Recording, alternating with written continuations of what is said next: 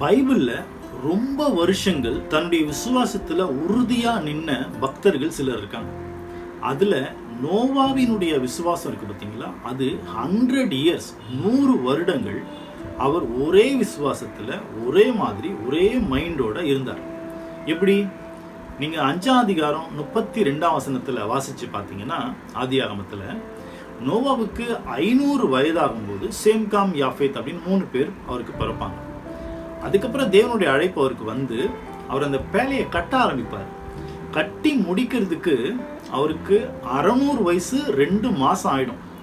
அப்போ கிட்டத்தட்ட 100 வருஷம் ப்ளஸ் 2 மந்த் ஆகி முடியும். அப்போதான் ஜலப்பிரளயமே உண்டாகும். அப்போ இந்த 100 வருஷம் இந்த பூமியில மழைனா என்னன்னு தெரியாது, ஜலப்பிரளயம்னா என்னன்னு யாருக்குமே தெரியாது. ஆனால் தேவன் அதை